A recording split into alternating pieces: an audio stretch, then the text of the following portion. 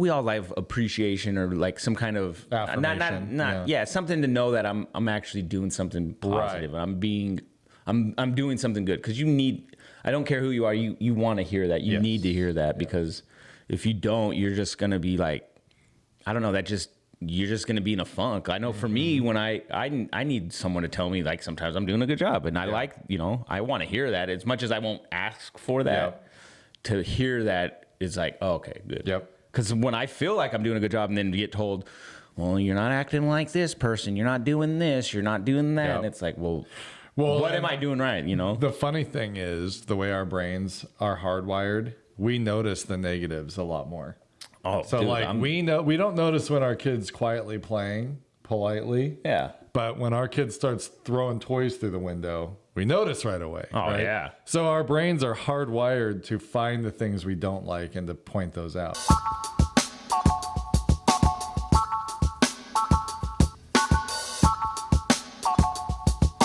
Welcome back to Just Where We Put It. I'm Jesse. And I'm Tom. Oh, man. Dude, I got like this itchiness inside my ear right now. It is driving me nuts. I have an itchiness like, on my ear. You ever have the itch? Inside the ear is pretty awful. Yep. I sure have. I sure have. Yeah. Oh, dude, last night we went to go to Alicia's friend's Kylia's house to go watch. It was like some UFC fights. Oh, okay. And Alicia was kind of like anti. She was feeling, she was in her anti-social media. More, just which we to get. Stay home. Yeah. Which I'm the same way. I know Kylia just from the gym. And she's been cool. around her. Yep. She is very cool. We've met her. I've met her husband a couple times, and he's actually a really cool guy. Cool. He's just a very quiet guy. So we went over there yesterday, but so I wasn't like, yeah, let's go. I was just like, well, if you want to go, we can go. Sure. I was like, but she came to our thing, so maybe we should. I'm trying to get that, like, kind of reciprocate. Yeah. Yeah, because if someone comes to your place, it's always, I feel like, a fair thing to like. Right. It's kind of weird to be like, like, I know you came to mine, but I ain't going to yours. Yeah, you can come to my house, but yeah, I don't want to go to your house. I'm good. Yeah. But no, we went to go watch. Did it end up being fun? Alicia had a good time. Well, she did, yeah. Good. Yeah, I mean, I had good. I was just, I said, maybe 12 words the whole night. But you're no drink November, right? So yeah, I'm not drinking until the end of the year, kind of thing. So it's like, well, can't loosen up those those blabber jaws with. And I don't think he drinks much. He drinks, but he's like he's a minimalist. He's so adult about his drinking.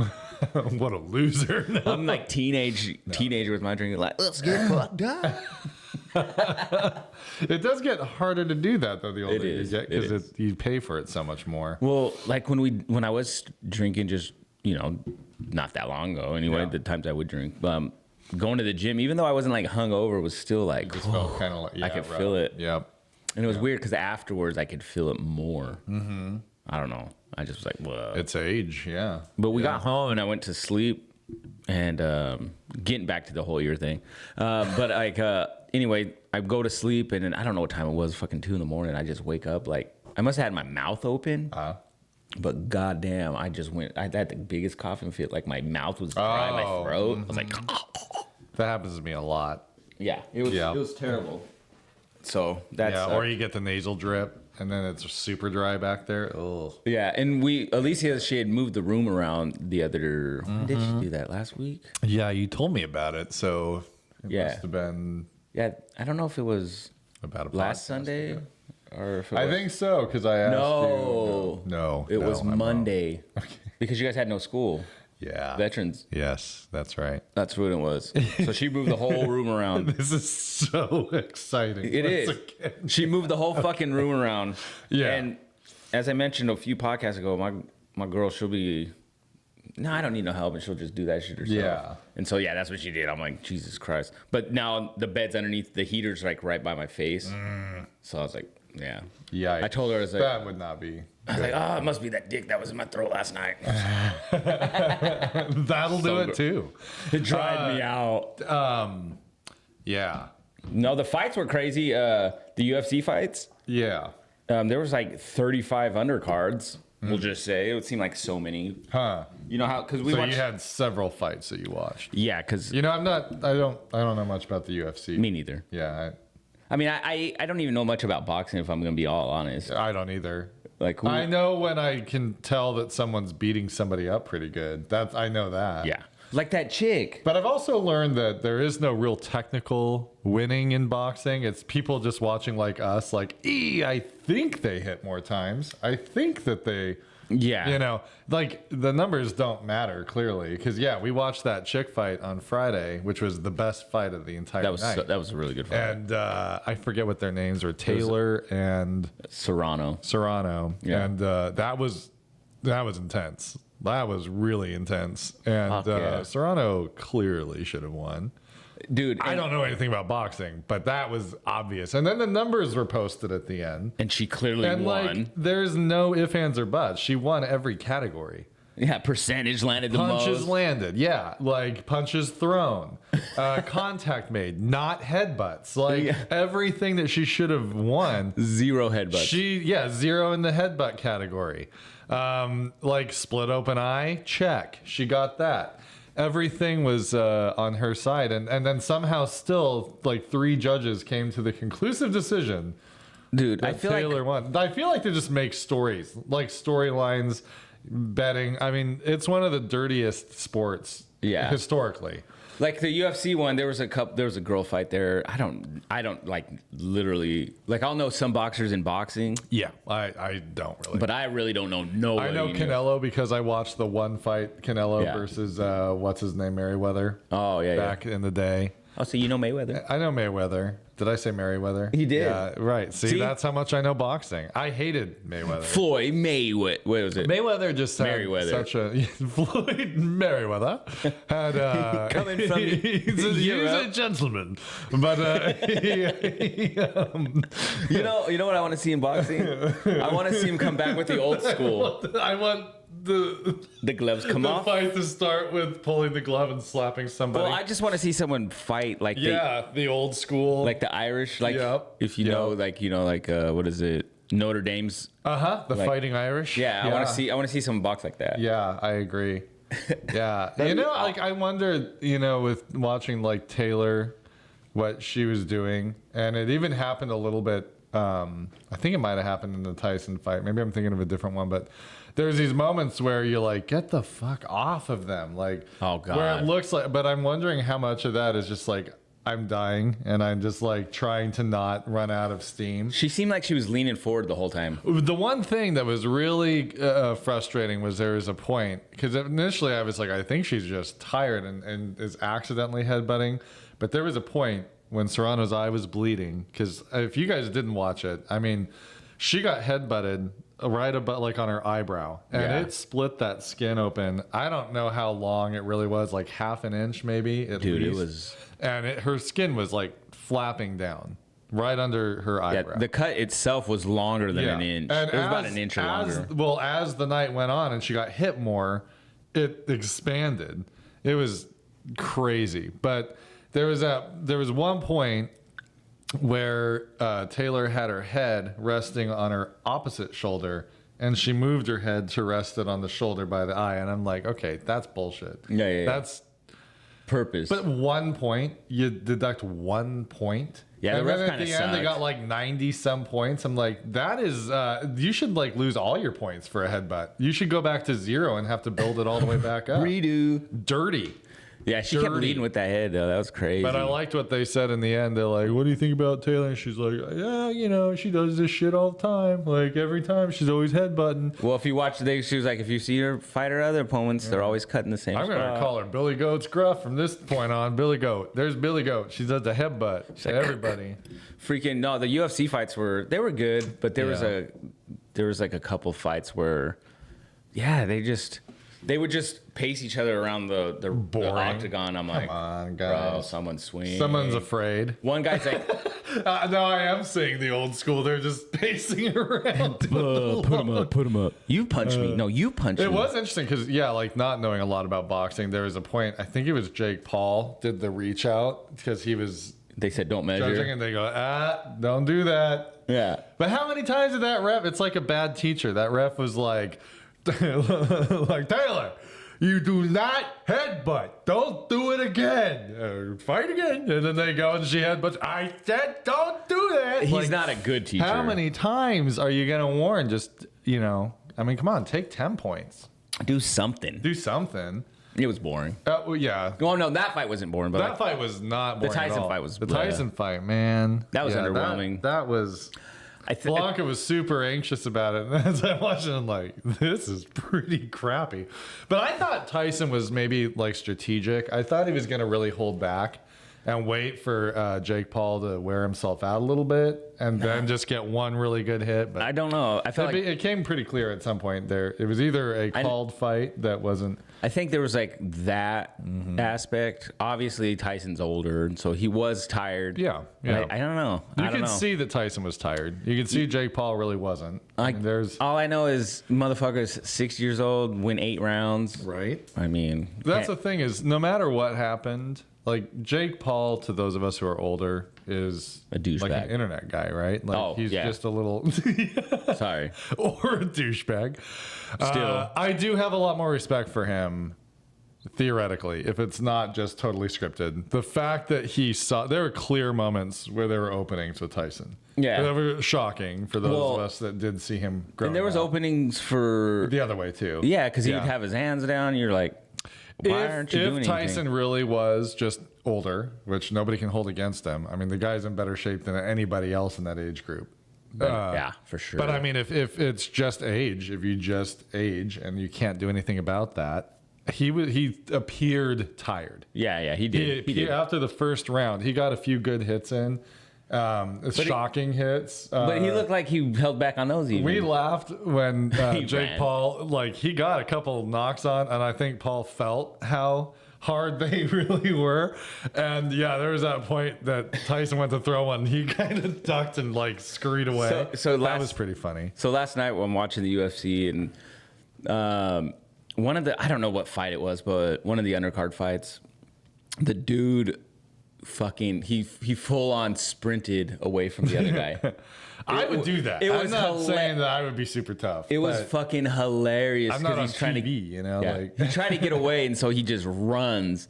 And we all started laughing. I was like, God damn, he ran. Look, he's a sprinter. He's a guy that starts the fight, and then his strategies just run away. Yeah, those fights were good. Some of them. Yeah. But the main event guy, man, he fucking. Yeah. Oh, sorry, I was cutting you off. So the main event was his name's John. They call him John Bone Jones. He's like I guess he's considered probably the greatest UFC fighter ever. Yeah. In the sport.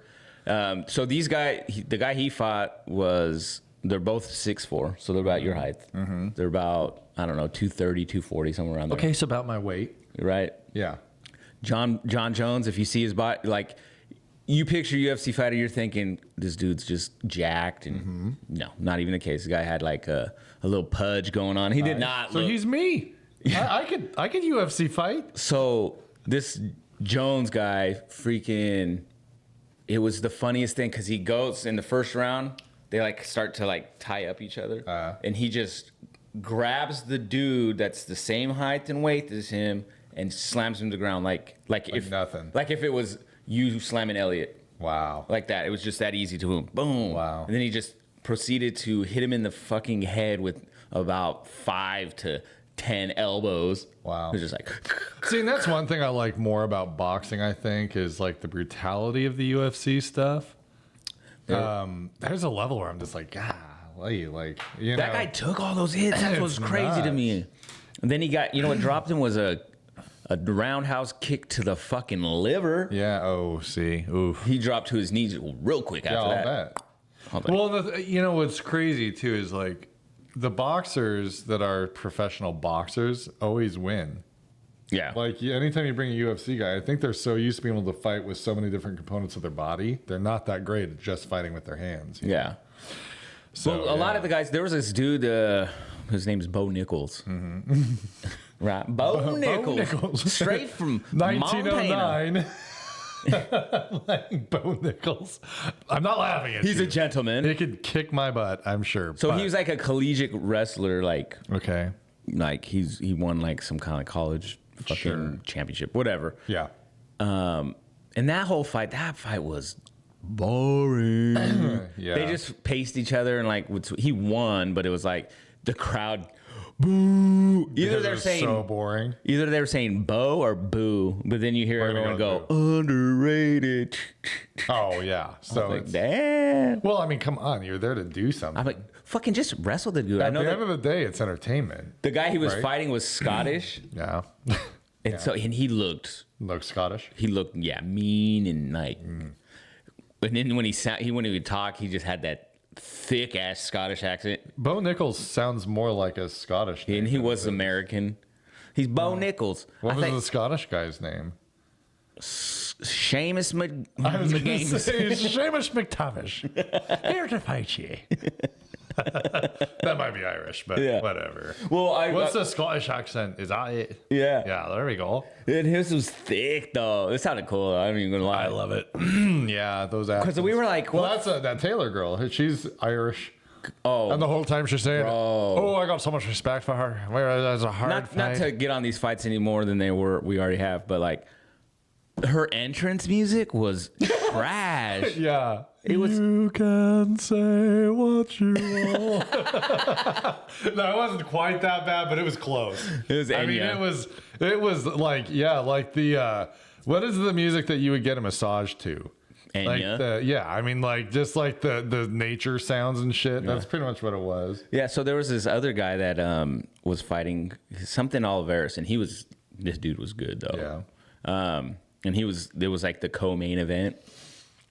But his music, he comes out, and I was like, is that church, like Jesus music? Because it had that, you know how Christian music sounds, and they all have that same under mute tone to it. Mm-hmm. It's all the same. You know when it's Christian music. Yep.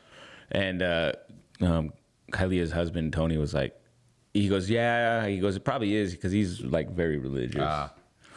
But at least that guy could fight. Jesus says, forgive and turn the other cheek. Yeah. And they're going out to beat the shit out of each other. All right. He's super Christian. That's the most Christian thing I've ever seen. I swear every fighter was Brazilian, though. Yeah, sure. They were all Brazilian. Look, coming out of Brazil, I'm like, okay. Yeah. There was a moment where there was the nation where everyone street fights, Brazil. Yeah, no, there was two girls that were fighting each other. Yeah. Two Brazilian girls. And they were both Brazilian. Yeah, they weren't cool Brazilian. They weren't like that big booty Brazil. Oh darn! Yeah, it wasn't like that. It was that's a fight worth watching. It was. They were built like they were fucking. They would fuck us up. They were built like men. Oh no, this girl was fucking had arms. She comes out. Yikes! She got the Amazonian women. She was bigger and she got whooped. Wow. Well, sometimes those little ones. The bigger they are, the harder they fall. We learned that from David and Goliath. Well, I think like experience is a big thing. Sure it is. You know what I mean? Oh, yeah. Because they were around one was 38, the other one was like 32. Yeah. The 38-year-old had like a lot more experience under her belt. She clearly. And 38, you're not out of your prime, right? Yeah. I better not be. Fuck, I'm 44. My Lord, dude, that's a sad thing. Actually, if I was like an NFL, NBA player, I'd be hella retired. Yeah.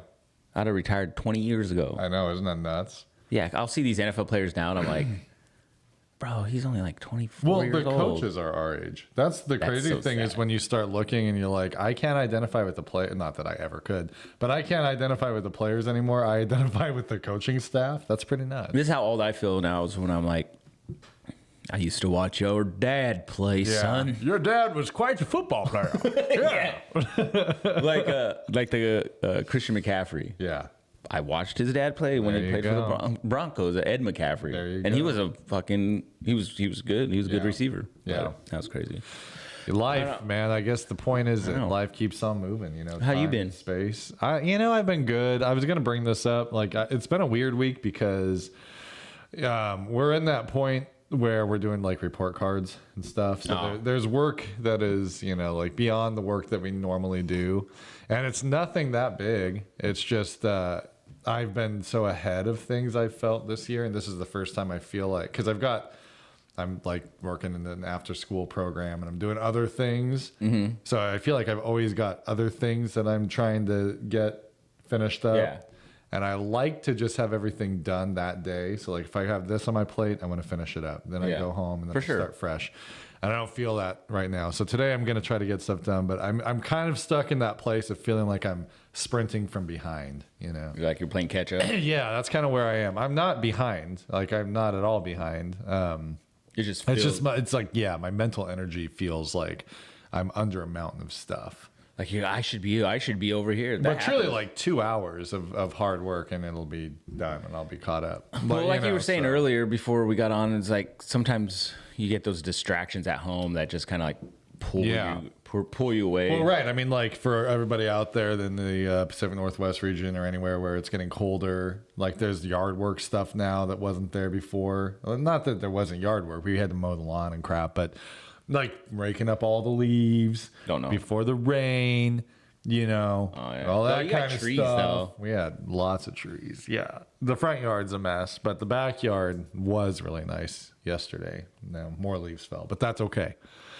But no, it's just, you know, that kind of stuff. But no, overall, everything's good. Well, that's good. It's good. I'm feeling good. It's nice to, I didn't do the after school program last year, but I did it 2 years ago. So, you know, I work with some kids from, I work with a second grade group. So some of the kids that were in my class last year, and then some kids that were just in other classes. That's cool. But kids, most of them I'm familiar with. So yeah, that's cool to be able to do that and help out. It's fun. It's an hour twice a week. Not a big deal. It's just usually, you know, that's when I'm catching up on stuff. Yeah. But it's I mean, nice it's worth it because for sure. I think I don't know.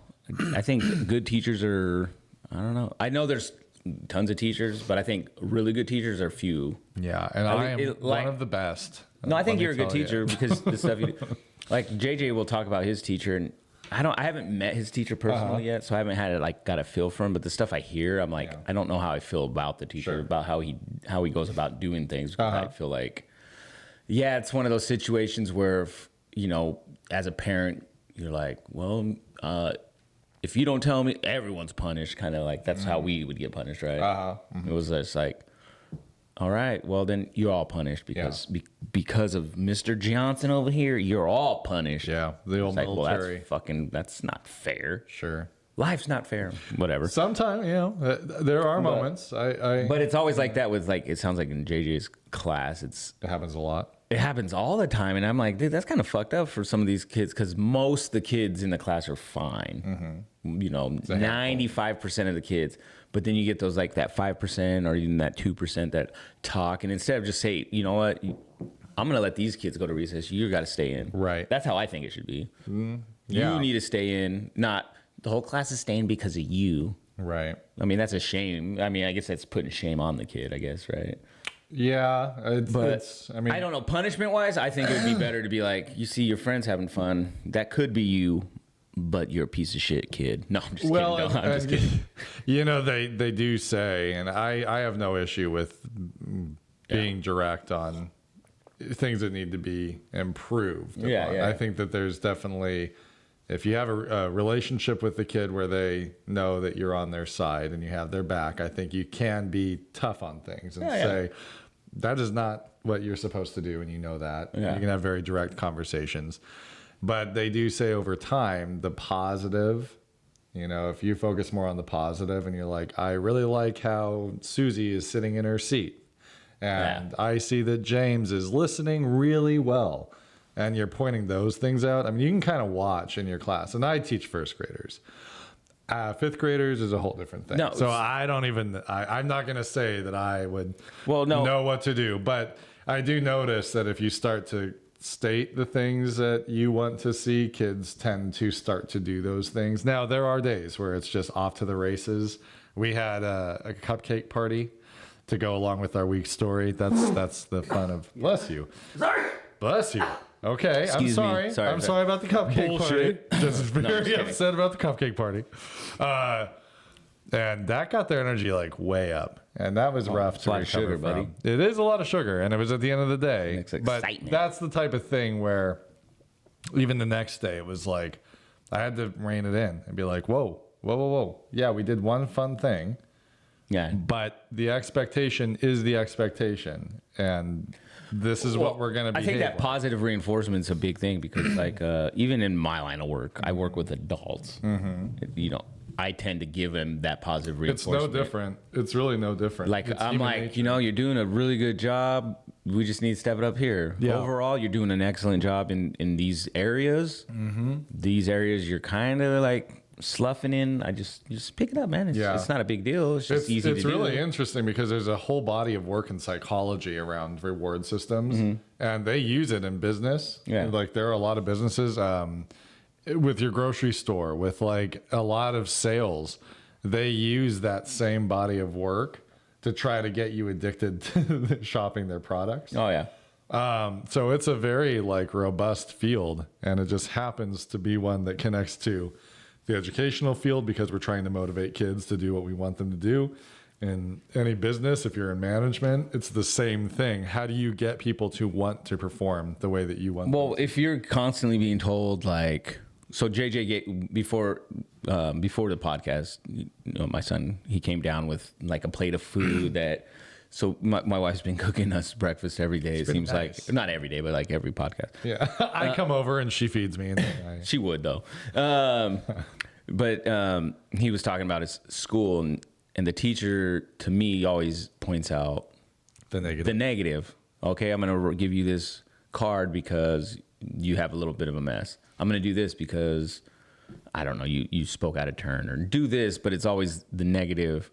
So it's like the kids are, you know, there's nothing motivating for them, right? And just like the workplace, if you're sitting there constantly being told you fucked up, you did this wrong, you did like that, that's just like very like demotivating in a way. Sure, you know what I mean? sure, Like it's like, man, why do I don't even want to be here no more. I hate this place. And people in general have to know we've talked about this before. When if you're in a position of leadership in any way, your job is to make it clear what you want. Yeah. Right. You got to give people the roadmap. There's a lot more responsibility on you because you need to make sure that your language is clear, which is not always easy to do. No. I definitely don't nail that every time, but you're the one that has a responsibility of making it very clear, and then knowing the difference between somebody choosing not to do that and not knowing how to do that. Yeah. You have to show them how to do it and then expect them to do it.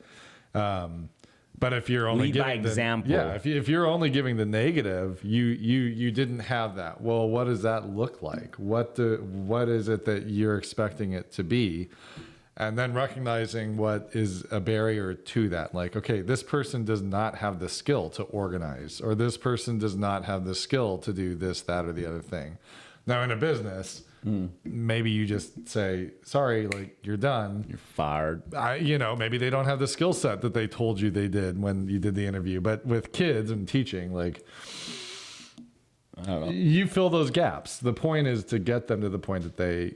So the thing I noticed about JJ this year compared to last year is how much he dislikes school. Yeah, and the part of that's age. I think once kids get to a certain age. I think so, but I think part of it is also the fact that they get there's nothing like positive. He's from how I'm listening and how I'm understanding. Right. There's not, because you asked him, well, what do you guys get when you do this? Well, nothing. You know. Well, so there's not that like positive reinforcement where it's like, because we all have appreciation or like some kind of affirmation. something to know that I'm actually doing something positive. Right. I'm doing something good, because you need. I don't care who you are. You want to hear that. You need to hear that, because if you don't, you're just gonna be like, I don't know. You're just gonna be in a funk. I know for me, when I need someone to tell me like sometimes I'm doing a good job, and I like, I want to hear that as much as I won't ask for that. To hear that is like, oh, okay, good. Yep. Because when I feel like I'm doing a good job and then get told, well, you're not acting like this person, you're not doing this, you're not doing that, and it's like, well, what am I doing right? The funny thing is, the way our brains are hardwired, we notice the negatives a lot more. Oh, so dude, we don't notice when our kid's quietly playing politely. Yeah. But when our kid starts throwing toys through the window, we notice right away. Oh, right? yeah. So our brains are hardwired to find the things we don't like and to point those out. Yeah. So in teaching, it's very common to always just see the negatives. And then over time, you get better at seeing those positives and remembering to reinforce those positives. And it is very interesting because, like, in work, right, your boss is going to point out all the things that you don't do and not necessarily what you do. But that is, again, it doesn't mean that you're perfect right away, but if you're in any kind of leadership position, whether it be with your own kids, right, and your own family, or you're a teacher, or you're a boss of some group, I'm a boss. That's the kind of thing you got to be aware of. They say it takes up to like 7 affirmations to counteract every negative. So I believe it. For people's self-esteem, or that's the word I was looking for. We also take hard when we're corrected or told that we're not good. Like, most of us have a hard time with that, whether we get angry about it, or we get sad about it, or we get depressed. Like, a lot of us do not like to be told that we're not just perfect all the time. Yeah. I know like, for me, like, I don't mind being told when I'm messing up or what I'm doing wrong. Like, But I don't mind that. also- I'll take that feedback because it helps push me to, kind of improve myself. But it also doesn't help when I don't hear anything. Yep. You know what I mean? When it's a constant, because I'm, like you just said, we're always, as a person, at least in my experience, it's always, I'm more negative on myself already. So when you tell me more negative stuff, but nothing's positive, it's just reinforcing the fact that how I do think you I'm feel this if way. somebody doesn't like you? Have you ever been around somebody that you just got that feeling like, for whatever reason, they don't like me? Yeah. That's not going to change. Yeah. I was like, don't ask me that question because I don't care. Well, no, I know. But there's a part of you that. There is a part of everybody that does care, whether you acknowledge it or not. Some people say they don't care, but then their actions show that they do. Right? Yeah. Like, you build a wall up and you don't let yourself be open to people, or whatever the case may be. You become more abrasive because if you attack first, you're protecting yourself. Everybody cares.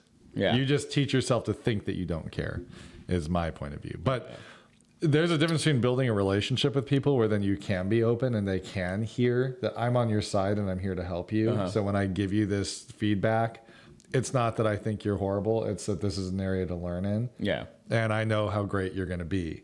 And that's a different position to be in when you're trying to improve and do your best. It's a very different feeling of like, okay, now I can follow the map on how to get there, versus they don't like me anyway and all they ever do is nitpick me and I'm never going to be good. Like, I'm never going to get ahead because... And that, like, and going back to my experience, that's how I feel like, for me, that's how it is with me. Right. So when I, like, teach my team, I'm always very... I think I'm a lot more positive than other teams in the sense that I'm always like, they'll ask for time off or they'll do stuff like that. And I'm just like, oh yeah. You're doing a great job. Like, I always tell them how much I appreciate the work they do because, at the end of the day, they make my fucking job easy. By doing a good job. What I mean? Yeah, right. But then just recently, like, I have a tech I just don't know if I think a part of it is probably me not, doing that coaching where I'm like, hey, these areas are kind of slacking. But, I get a call from someone saying, I came from this clinic and this person was so good. But I'm over here and this guy sucks. I'm like, fuck, of course. Yeah. And so, like, I'll go out there and I'll do that. So, going back to that lead by example. Yeah. I wanted to, okay, I'm going to do this. I told the guy I'm going to do this, but I want him to go back and see what I did, this is how it should look, or this is how things should look. This is the expectation. Don't just go and do the job. Right. And it's not teaching, whatever. It's, cable management, whatever. Well, some of the small things that, like, customers, like, our staff sees, or the people out there see, or it's like, it looks real messy and sloppy. It's like, it takes that extra 5 to 10 minutes. But in a business, those details, I was like, it can looks make you clean, look like, professional versus just a slap together job. Yeah. This is the example I'm trying to show you. Maybe moving forward, you can do these things. And if not, then you know what? Then you get the fuck out of here. You don't get the PTO, okay? Yeah, no, speaking of PT. So going back to JJ, like, he's like this year, it's been a tough year for him. I think just wanting to go to school, and like you said, it could be that age. Yeah. I think Elliot's. I think same sometimes, right? Doesn't feel like going to school, or He's been actually. They've kind of reversed. Oh, he's okay with going to school now. He does not always do his homework, and we're having to get on that. But yeah, JJ but when he comes I do know in times past he's been more that way. Yeah. But so JJ was like, can I take PTO today? I'm like, what? No PTO. What are you talking about? You don't get PTO. I'm like, boy, you're 10 years old. Yeah. You know how, Your PTO is holidays. Yeah. Yeah. No, I know. And so it was funny because we were going to give him a day off. It was like a half day. They get out at 11. Yeah. So it's like, you know what? The thing with JJ, he has not missed school in over a year. Nice. He had perfect attendance last year, never missed one day. Nice. Elliot never has perfect attendance. This year, same thing. He hasn't missed a day. He's been perfect. Like, there's been some tardiness because, he had like an appointment recently, sure. but he still goes to school. Like, so we're like, all right, well, today, if you want, you can put that PTO in, Yeah. You get that paid time off, my friend. And then he was like, nah, we're doing science. I think I want to do that. He's motivated by He loves science and stuff. He was complaining about how they had to stop science because some kids were misbehaving. Yeah, and that's where that's where it's like I feel like it's doing a disservice to the kids who are actually there to learn. I will say though, there are times in teaching where you have to stop. And you have to pull the class back together and say, whoa. Yeah, which I understand. Too many of us are off task. This is not okay. But that sound like from how I always, like I said, from what my understanding is, it's only like when it's those couple kids that are kind of disrupting things that it's causing the whole, those 2 kids out of the 30 kids are the issue. Let's stop the whole class, which I understand bringing in the reins every now and then because it starts kind of getting like out of control. But I don't know. I don't know if it's like his teaching style. I don't know what it is. I don't know. Like I said, I haven't got a feel for how this teacher is, but yeah. So far I'm not digging him.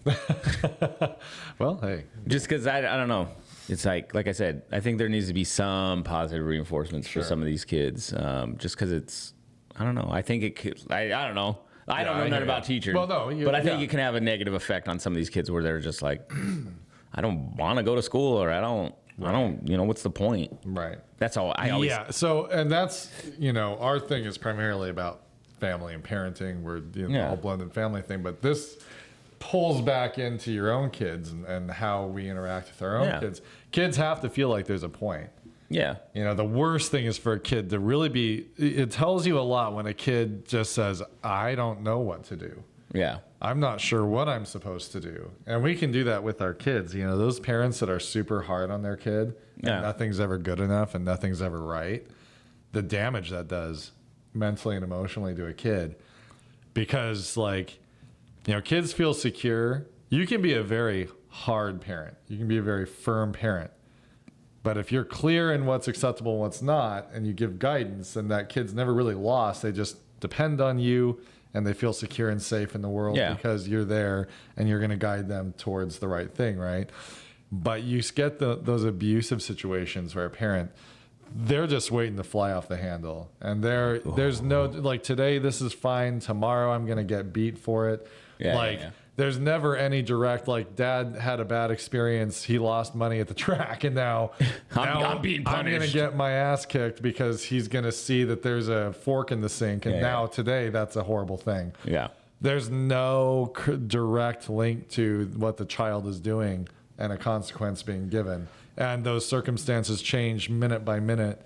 There's no way for that brain to learn the pattern. Well, I think, and then you grow in as an adult and you have like this emotional, you just don't understand how to deal with your emotions or how to deal with certain things because your whole life you've been told you're doing this wrong. Yep.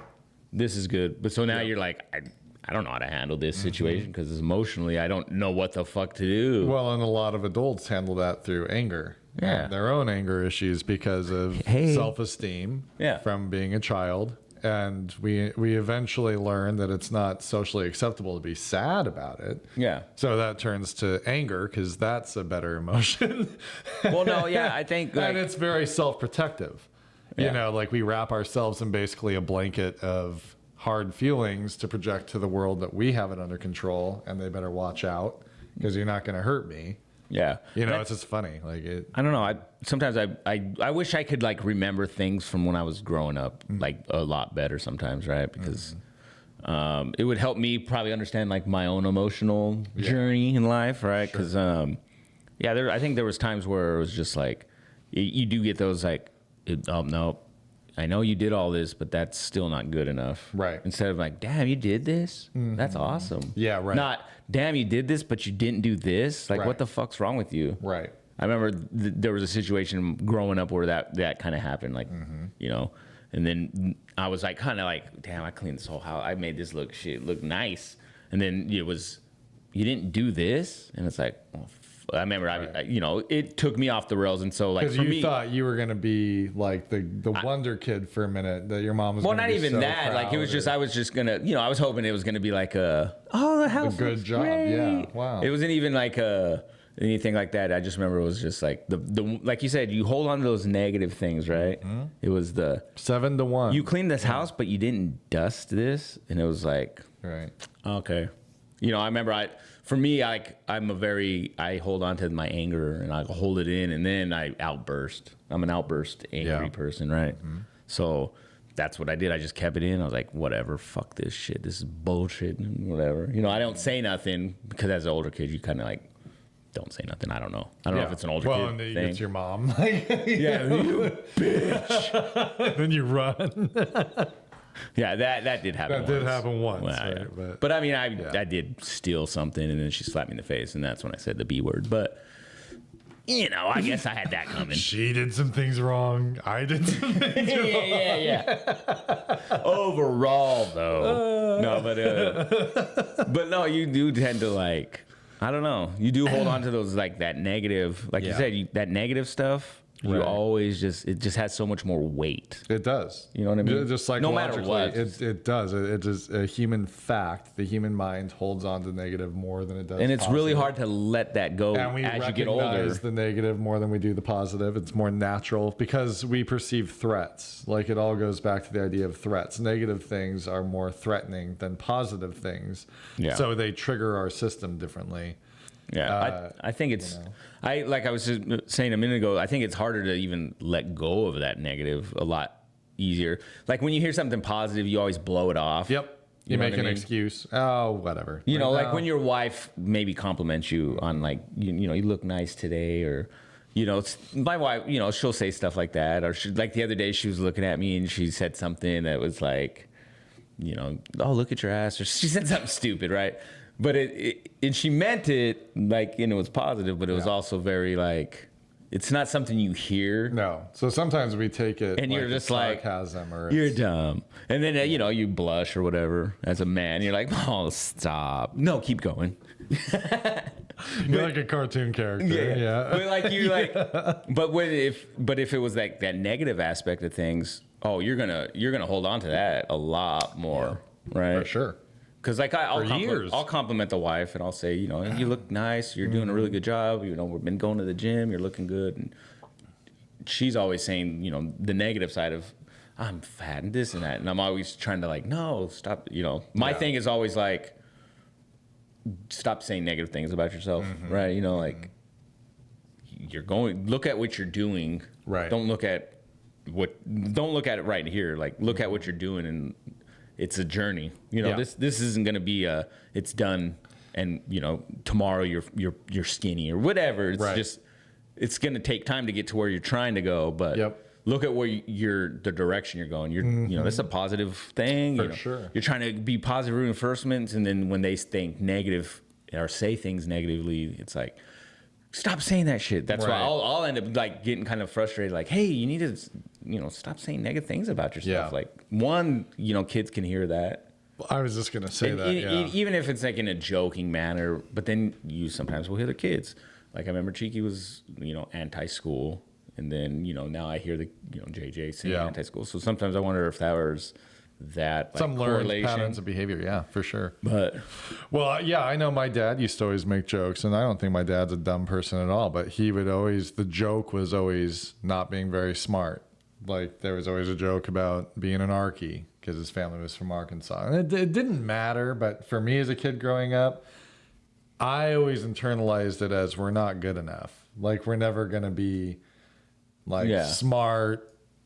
You know, we're going to be the... I got to... Yeah. No. Going to that, do you find yourself...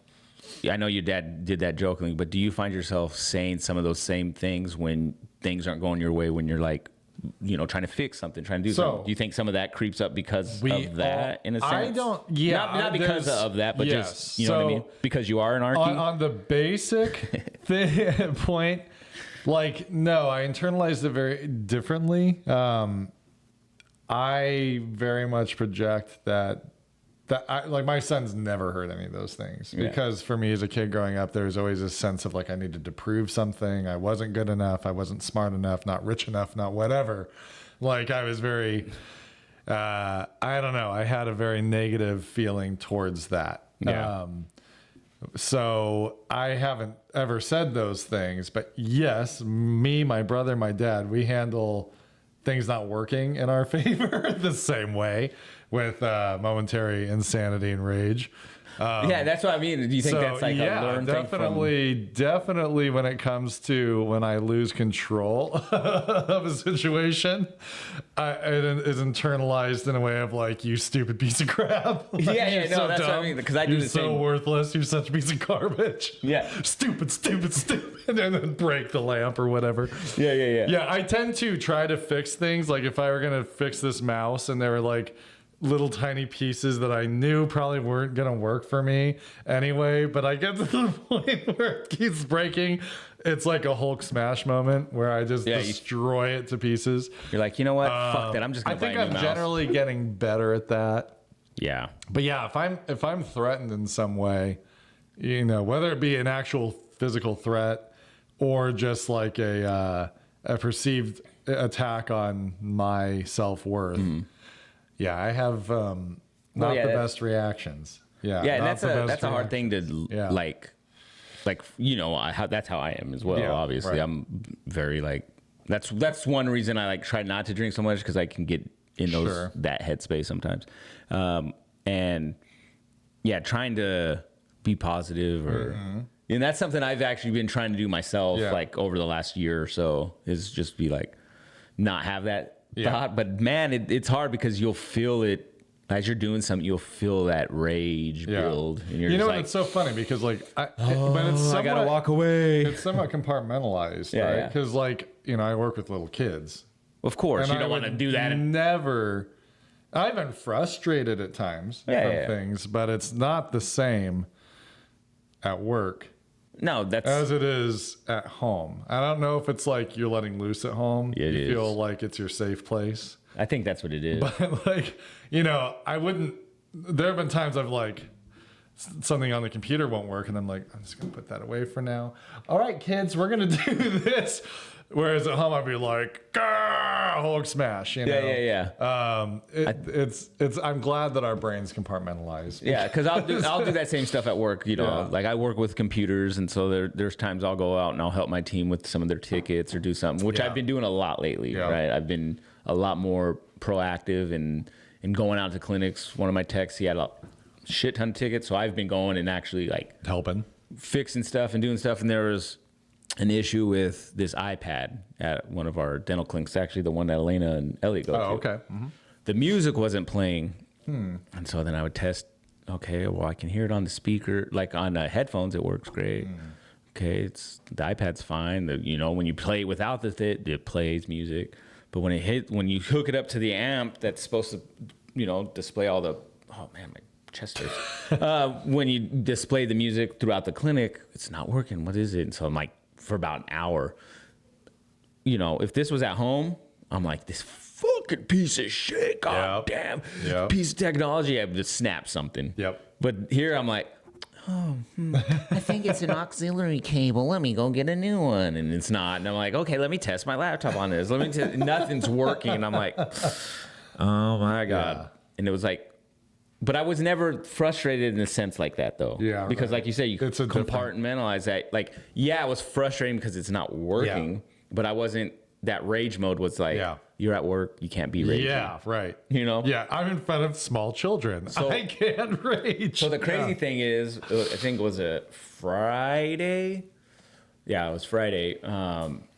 I go to Toppenish, I grab some stuff. I actually run into my technician, Brian, who oversees those sites. Yeah. And I was like, hey, I'll go to the clinic I'll go set up these keyboard and mice. These wireless ones. And he's like, oh, you sure? I'm like, yeah, man, I got, it's cool. Let me do that. I'm already going to be driving past it on my way home anyway. So it's like, here, I thought it was going to take, by the way, I only thought it was going to be like a 30-minute thing. It was like 2 hours. Anyway, that's a whole different story. But I walk into the clinic and I'm like, I have the box in my hand. I walk in and I'm like, and I look at the girl up front because where she sits is where that box is.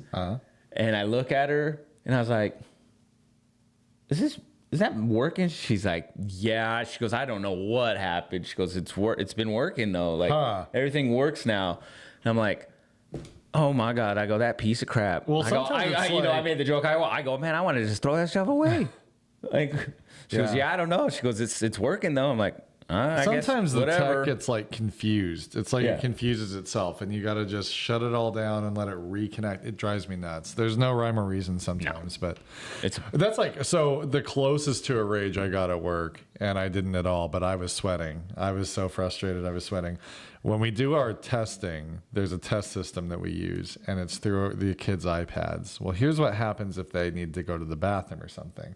Each question has a specific amount of time, so you can't just let them go. You have to log them out of the test, so it pauses it, and then they come and they log back in. You think they would have like a pause button? Oh, no, there's a pause button, but it kicks them out of the test. But here's the deal. Your screen locks down when you're testing, so the iPad, you can't access anything else. Right? Oh, okay. So now we're locked out.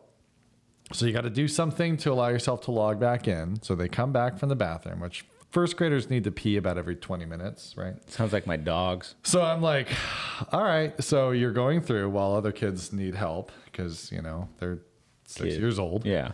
And you're going through the iPad. You got to log them in so that you can formally log them out so that then you can log them in and it will actually work. So you have to log in, log out, log in, and then get them into the test again and get them going.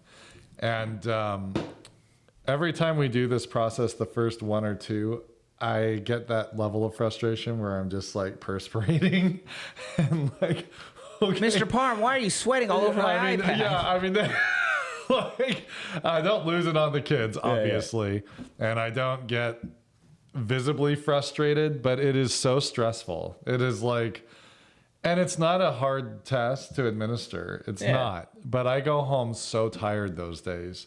Well, it's so draining on your brain. And it's that frustration for me is when things are way harder than they need to be. Oh, yeah. And with tech things, I don't know what it is. And I know you're in the tech field, so this isn't personal, but I feel like a lot of tech people over-assume how easy they're making something. For those of us that don't live in tech and don't really give a crap, we just have a function that we need tech for. Oh, no. Every time I learn a computer system, they decide that there's a better way to do it that seems to make it harder for me and not actually easier. That's a real thing. So like my side of the house of the tech world, we are very in the clinics. We're very, I always say the boots on the ground. Yeah, right. We're there. So we have a really good understanding of what affects our customers, our people. Yes. And so when like the applications or the other teams decide we're going to change something and we're like, why? Yeah. Right. Like, people know where this button is. Well, no, it's going to be like this thing. To me, this was a stupid, I don't understand where they're trying to get from this. And I don't understand why they think it's better. So there's this thing we use called, it's called the My Apps folder, whatever, right? So previously you would have your shortcuts on your desktop. Yeah. Everyone know, shortcuts, the like Google Chrome and all that, right?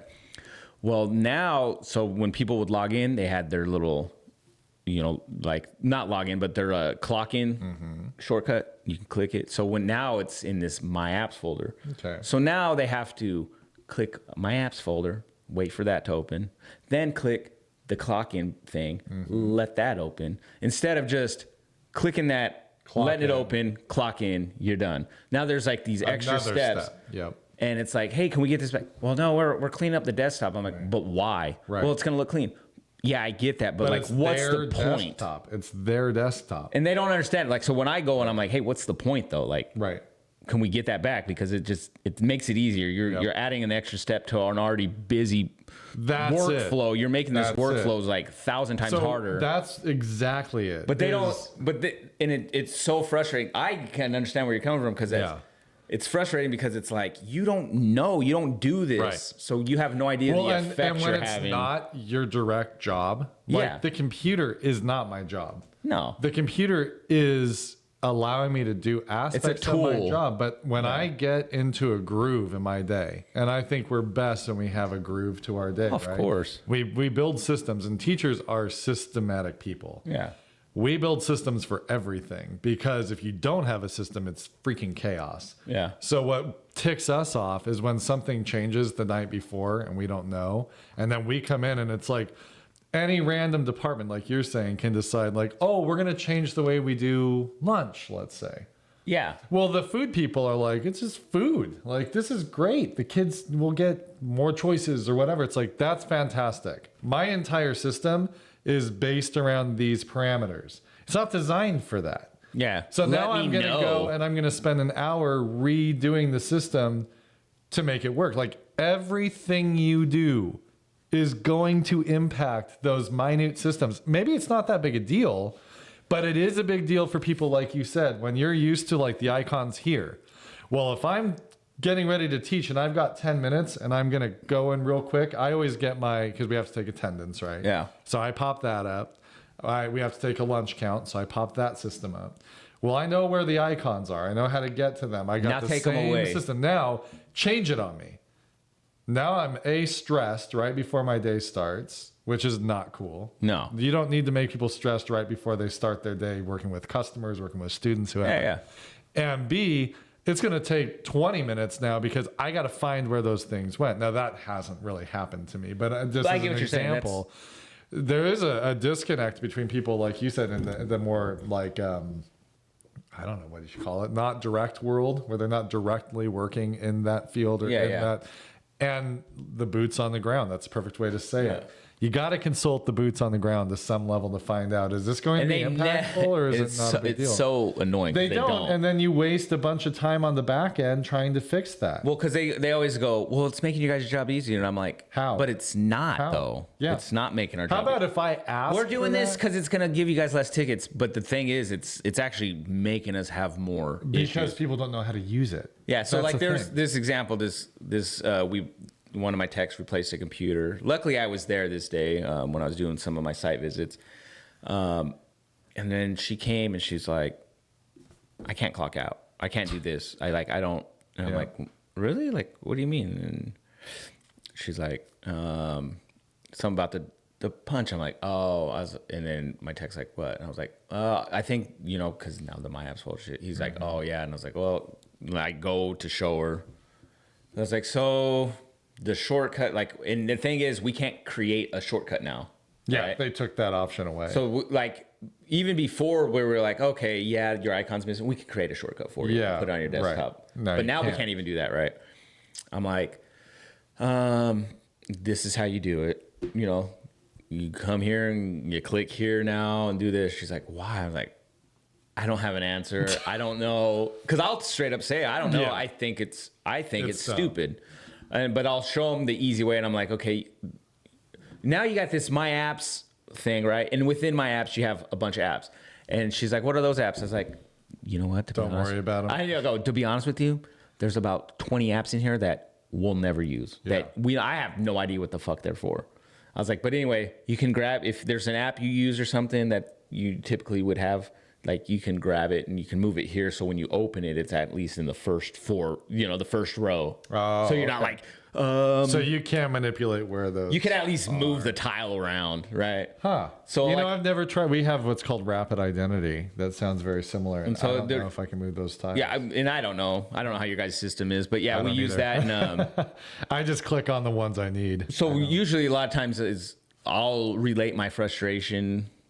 I'll relate their frustration like I understand where they're coming from. Yeah, sure. Because I do, and it's not your decision. and I've never had an issue where I've had people, and then maybe it's just I've been in customer service for over 20 something years that I never have that issue where someone's like pissed off. They're upset, but when I come to them and I approach them in just in a human manner where I'm just talking to them. Heard. They usually don't get. Yeah, so I'll like, oh yeah, no, I get it. I go, no, it's annoying to me too. Like this is something that I've asked, and like it's out of my hands. I'll fucking put the blame on other people. I don't give a fuck. Like, hey, I asked, and they just, Yeah. Like our operations will do shit like that. They'll just be changing stuff on the clinics, and it'll affect them, and they're like, oh, I'm like, yeah, that's operation. You better talk to them. Like, That's not our fault. That's their fault. It just and that's the planning side. I think more and more in this world, people need to realize like things need to be communicated before they're just done. Oh, it's so big. Communicate first. Make sure everyone's aware, and then make a change. Especially when two you're husbands dealing with talking people, about communication. Yeah, I mean, okay, we're not responsible for it all the time. I'm just saying. Yeah, let's not go there. I am not the best communicator. I'm also not the boss. That's the difference. No, that's what's crazy. Is right. We know communication's important. Right. We know that you need to communicate with your people and everything. But when it comes to being husbands, we suck at communicating sometimes. Isn't that crazy? That's different. No, I'm just saying. Isn't that crazy? I know. There'll be like times Alicia's like, well, why didn't you tell me? I was like, I thought I did. She's like, no, you didn't. There are times, but there is times. But the beauty is, so now Blanca has ADD. It's been confirmed. And one of the things that she sent me to look at was like saying false memories. So now anytime she says, I'm like, you got those false memories. I can't trust you. You choose like, anybody from a lineup. No, I did tell you. You have false memories. So I have. Just use but that. I have ADD too. So I think I do too. We can't trust ourselves. Everybody in my family does. I think I don't know if I do. Yeah, it's pretty wild. I'm too lazy to go get checked for anything. That's probably ADD. I'm just saying, like, because like some of this stuff, like, because I always assumed ADD was like this hyperactivity, like like you can have hyperactivity. I think mine's not hyper. So I was never hyper. I think mine's just like I'm a very big. I'm probably one of the biggest procrastinators I know. Yeah, and I honestly don't know if I truly had ADD or if I just had an anxiety reaction. I know I intentionally would go into my head. Instead of like if I got overwhelmed in class as a little kid, I would just go into like a fantasy world in my head. Well, like JJ was talking about, he likes to doodle. Mm-hmm. I was a huge doodler. Mm-hmm. And I would my homework would be covered in doodles. Teachers hated it. Which I understand now. Yeah, it's rough. It's like, bro, why do you got this picture of this penis on here? But teacher, it got veins, bro. It's got veins. Why are there mushrooms all over your paper? But Miss Johnson, jeez, it's a big Johnson. Yeah. Oh man, it's a replica of not me, but it's a replica of something. that's not mine. Obviously, it's blue. It's a Smurf pee-pee. Yeah, it's Papa Smurf's dick. Oh, man. I was going to mention one thing. We went and saw the movie Heretic with, what's that guy's name? The guy that used to be in all the romantic movies. The British guy. Oh, my. Pierce Bronson? No. Hugh Grant? Hugh Grant. There we go. He's in this movie Heretic. It's about these two Mormon missionary girls, and they're going around to convert people, and they go to this house, and like, I'm not going to say anything that's not in the introduction to the show or the movie, like whatever you call it, the preview thing for the movie. But these girls go to his house, and it goes from like this nice guy to this kind of creepy guy to this situation that's way out of control. It was a really interesting movie. Pretty good. Yeah, it was pretty good. I was really impressed with him, like from what we're used to seeing him as.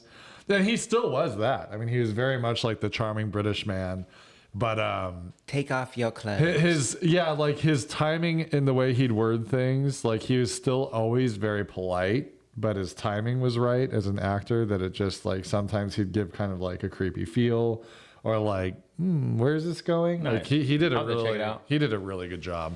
So we went and saw that. A show we started watching was Shrinking. Oh yeah, you were telling me about that. I think It's so good. So something I found out was one of the co-creators it's Jason Segel, and then one of the other co-creators is fucking Roy from Roy Kent. Yeah, Roy Kent from Ted Lasso. All right. And so he makes an appearance in, I think, season 2. This new season. voice the same.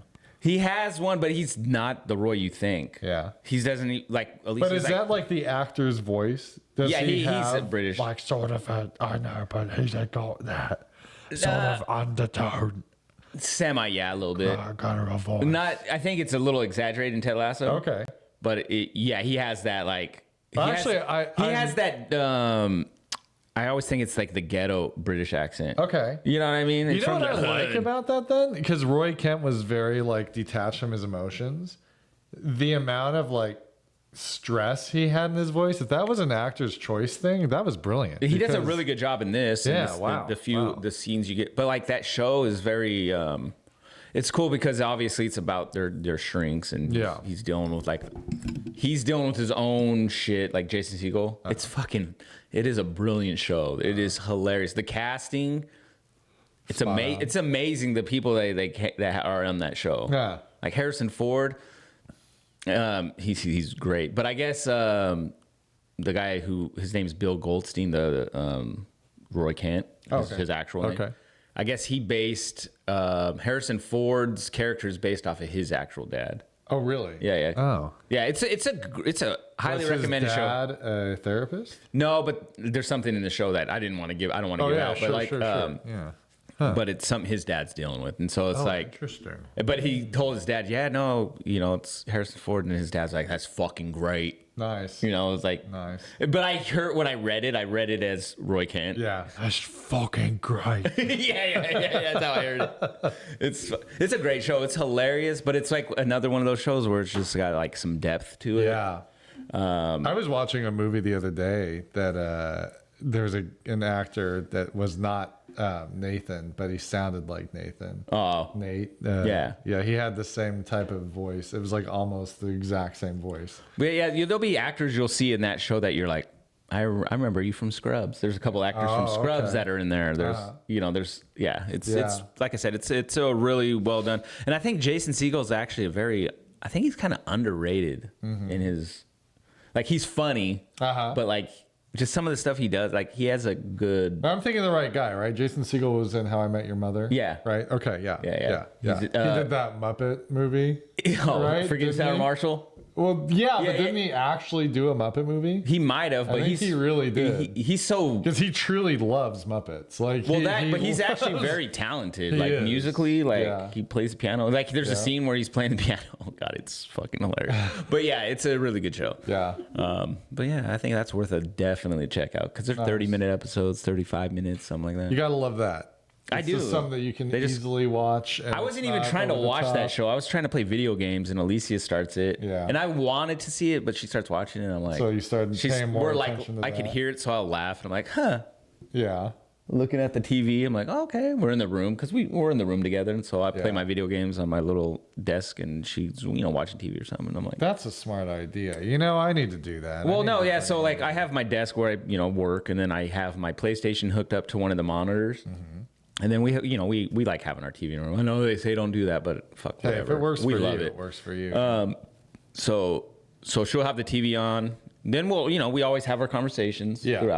throughout that night or whenever we're hanging out. But there'll be times like the way the TV's positioned, I can see it through the window. So I'll like play my game and I'll like watch something. I'm like, is that bitch really doing that? She's Yeah. like, yeah. I'm like, that's crazy. And I'll just continue by playing my game, or we'll pause and we'll talk. So for us, it really works really well. Yeah. Like, we still have that open line of communication, but we're also just kind of together. That's all right. Because like after school or after work, she's, maybe hanging out with the kids for a few minutes. Like her and Cheeky will hang out here and there. And like, so I'll kind of like go off to do whatever I'm doing, clean the kitchen or just doing some random little things here and there. Yeah. And then at night when it's just us, that's when I get my time with her. Yeah. So, like I said, I think we'll it's fine watch the way you guys do it. We do the same thing in that we just tend to sit on, like I sit in the chair, she sits on the couch because the dog's are always there, and we watch something. But man, there are times it'd be nice to be like, you just put on whatever you want, and I will. Well, that's what I do because something. I can still pay attention to both. Because it's not like I'm playing these in-depth fucking crazy games. I'm playing Madden or I'm playing like right now I've been playing this Far Cry game, which is fun. I'm at a part though. I was fucking getting frustrated. We talk about frustrations. Yeah. That game was getting me to the point where I was like, oh my fucking God, are you fucking kidding me? Come on now. So I was just like, I'm going to put this away. I'm going to come to bed right now. That's fun. I'm going to turn this off. Because I'm going to fucking throw something. Yeah. But it felt good to do that. Yeah. You were in control. Usually I'm like, okay, this controller's about to see a hell side of me that the last controller wish it never did. I'm a remote control killer. I'm a serial killer of remotes. Yeah, I have that. Do you see this trigger button? That's my little my token. You got a box full of old parts. Yeah. Ooh. This controller, I always just keep the left trigger from every controller I break. All these controllers are missing the left trigger. It's his card. This is the left trigger killer. Yeah. The sick son of a bitch. We've been hunting him down for 10 years. Yeah. But I did good. I didn't do Nice. that. I'm proud of you. But question of the week. Yeah. So, do you have it? Do you want to ask? Yeah, I can ask. I have it right here. So the question of the week is, looking back, what's one thing you're most proud of in how your family has grown and blended? And so I think for me, something, and this question, we just brought it up, this morning. Yeah. And I never really thought about it. But as this podcast has been going on, I kind of was kind of thinking what's something, and I don't know. I feel like one thing that was weird at first for the kids was the fact that Blanca and me were, we were close, and then we, all of us were close and hanging out, and I think my stepkids, they looked at it like, that's weird, but now it's like I think they've grown to appreciate that and kind of view that as okay, an asset. They're part of, this is what it is. It's kind of cool. Yeah. Because and then because when we went to Sadia's, it was just really cool because their dad was there. He even complimented the fact that that's kind of cool. Yeah. You guys are able to do that. Yeah, I mean I was kind of thinking about it. I don't really have an answer. It's a tough question. Because our friendship, I felt it didn't take a lot of work. It was just an organic thing. Yeah. Which is that in and of itself is an odd thing probably for our circumstance. We literally, I was interested in hiking. I didn't have anyone to hike with. Blanca had no interest, and she said that you might be interested. Yeah. That's kind of where that happened. Where we started just hanging out more. Yeah. And that very organically turned into friendship, which just worked well because we had a good reason to be friends. Yeah. We shared a kid and all that. Yeah. So that wasn't work. So I'm not proud of us for that because that piece wasn't, in my mind, an effort. It just happened. So I guess I'm proud that we've built a scenario where all of our kids are one unit. Yeah. Not sister wivesy, but which people will tend to think. Yeah, I think it seems very weird, but I'm very proud of the fact that we can hopefully be a light to people that are dealing with blended families that are maybe not in as happy of a spot. Yeah, of what it can be. Yeah, if the circumstances are. So right. me and Tom, like he said, we have this organic friendship that kind of just happened. We just became friends. We just had the same interests and whatever. I think for the other side of the house, for me and the kids' dad, Leo, that's taken some time for us to build like any kind of like, I guess, relationship. We're not considered like homies by all means, you know, not friends, but we're very cordial and we, you know, we'll talk and we, you know, we don't hate each other. Yeah.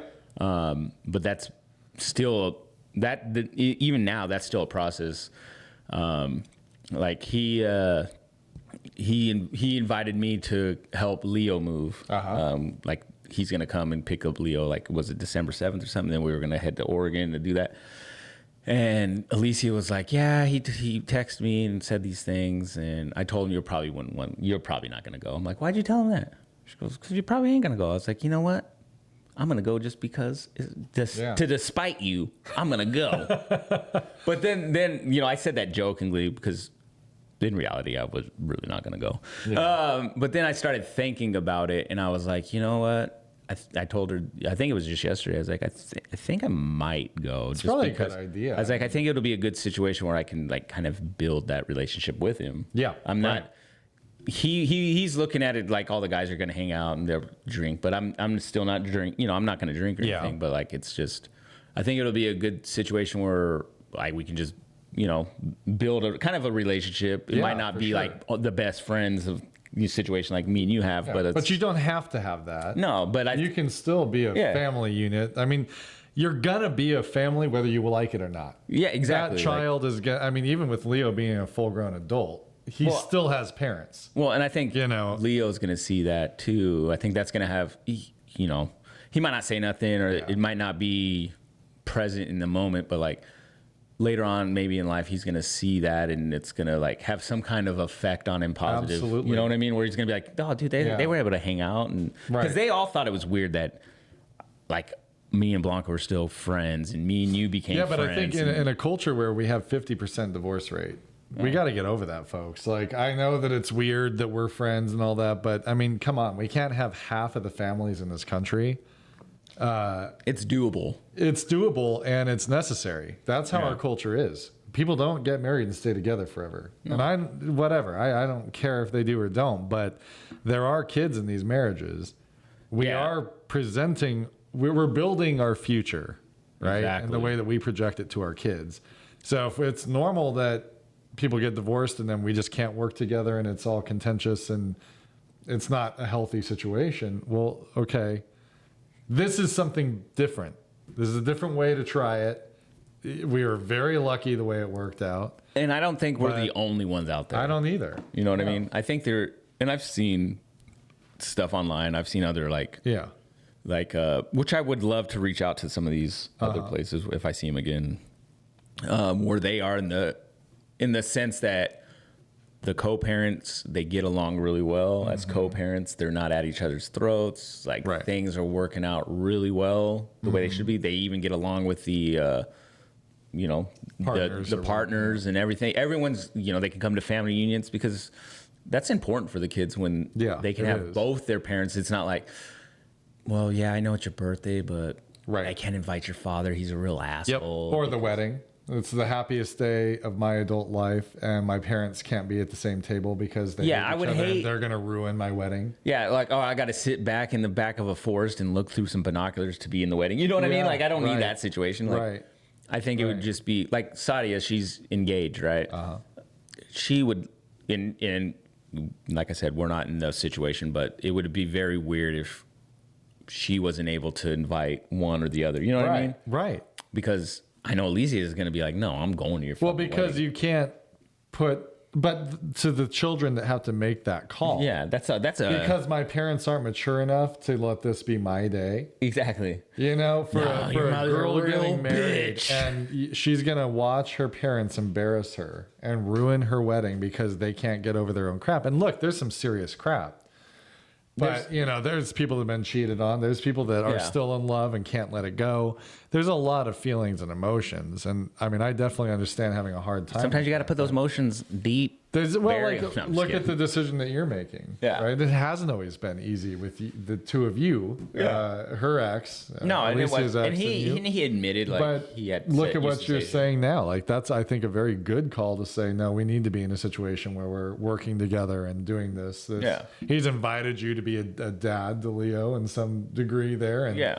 so I do think that, again, my big point is if American culture is one where divorce is prevalent, then we need to change the dynamic a little bit where there is a way to move forward that's healthier. I agree. That needs to become more of a norm. Yeah, I was because I'm a very like I say, I'm a antisocial person. Yeah. So me too. in that situation when he first I'm with you, bud. I'm with you. He brought it up when we were at Sadia's birthday party, and obviously he had been drinking, so I didn't take it as anything. Yeah. I just was like, oh yeah, whatever. But it right away in the back of my head, I'm like, no. Nothing against, and it's not against him. No, it's just, I know what you mean. I don't know him in that situation, right? I don't. Right. And to spend 3.5 hours in a car. Well, now we'll say 7 hours. Yeah, because there and back, ways, right? Yeah. That takes a lot. But Leo's going with you guys. Yeah, it's gonna be Leo, me, his dad, Leo, and then his two stepsons. So I mean that's kind of cool because Leo's there and you guys are both comfortable with Leo, obviously. So yeah. He'll be kind of a bridge there, and But no, and then me and their kid's dad, we like Sadia's saying, we were talking and joking around. And, no, he's been over at the house. Yeah, he's a good where guy. He's all cool. three of us have hung out. Yeah, I like him. But it's it is more of your typical like that. It wasn't as clean. It's more small talky. Yeah, it used to yeah. be anyway. Like now, it's not like that. But yeah, it used to be more small talkish. Like, hey, the Niners. How about the? God, can you believe this weather? You know what I mean? Well, I heard there's going to be sunshine. Look at the rain. I know. Why is weather always a thing? Because what else do you talk about? Oh my God! Do you see the ass on that? You could do that. Small talk. Did you see the ass on Susan? Can you believe? Although Susan doesn't seem like she would have an ass. Susan might. Susan B. Anthony. Susan B. Anthony be having them cakes. She was. She made that flag. Yeah, she had to hide that kadonky. Imagine her sitting on that stool with that flag in her lap, just sewing away. I don't know. I think. No, anyway. It's I mean it's a good question. I don't know what I'm most proud of, but I'm proud that it is what it is. It's still growing. Things are still going. It's yeah, but the kids, I think now. You know what I am proud of is it's still going. Yeah, there hasn't been a falling out. If we had a falling out and we were like, nope, we're not hanging out anymore. How do you think the kids would feel? They would wonder How why. weird would that be for the kids though? Like, no, Ellie, you were not going over to Well, JJ's. can you imagine, like, for Cheeky, she's grown up with Elliot around all the time.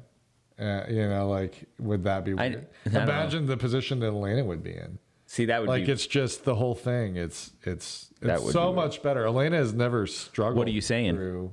Yeah. I'm just kidding. You son of a bitch. We're going to have an old school Irish fight. Box out. We're just going to go around in circles. Yeah, we won't ever hit each other. We'll just... I'd have to stay far away. Well, fuck, you got long arms, though. Yeah, but you get in. I'm short, though. I can just shoot. I can just duck. Weep, weep. Damn it, I can't bend down. He's too tall. He's too short. Man. Anyway. Oh, yeah, that's good. I think lots of good families out there do good family stuff. Almost Thanksgiving, Oh, yeah, next week. Be nice to each other. Have a good time at Thanksgiving. Oh, yeah. My mother-in-law is going to be here next... Nice. on Tuesday. Actually. Oh, wow, this Tuesday. It's coming the 19th. Coming here to stay with Not you guys? us. She's going to be in Oregon. Yeah, Oregon, okay. Yeah, so we're going up to Oregon the following Wednesday. Okay. Just before Thanksgiving. So. Yeah, nice. So, yeah, I got to talk to Blanca about that. Okay. I don't know how that's going to work out. Okay. Because we'll figure it out. We have Elena that weekend, or that week. Yeah. So okay. I know Elena's not the biggest fan of going to Oregon, but it's gonna be cool to have everyone there. Yeah, it's always just talk to her. I'm sure it'll be like, no, you're good. Keep going, kid. Sometimes she does fine. I mean, she likes Thanksgiving with us too, but I think JJ likes, he likes hanging out with us. She just sits in the corner and draws. So I mean, it's cool. which you can do that at home Yeah, or in Oregon. right. Either way, she's So, going to be drawing. Just talk to Blanc. I'm sure it'll be fine. But See? Anyway. yeah. All right, guys. Well, have a good week. Don't get too stressed. Yeah. I'll be driving. I'm leaving to Salem here in another few hours. There we go. Oh, very exciting. Next week, we will be talking with somebody. Oh, yeah. We got a special guest. We do have a special guest. So that will be Susan B. Anthony. yeah, with that voluptuous ass. No.